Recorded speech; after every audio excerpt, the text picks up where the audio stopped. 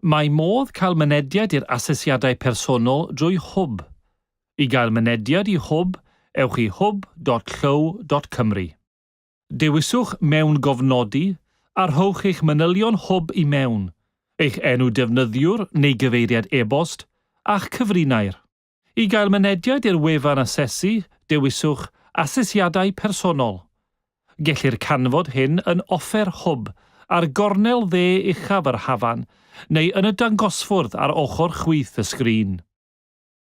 I drefnu asesiad, rhaid i'r pennaeth, neu aelod o staff sydd ar cyfrifoldeb dirprwyedig, roi mynediad i staff yr ysgol at y wefan asesu.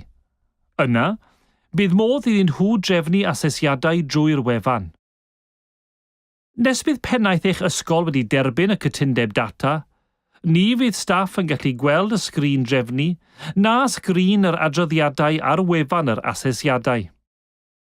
Os cewch i'r neges yma, gofynnwch eich pennaeth dderbyn y cytundeb a rhoi mynediad i chi at y wefan.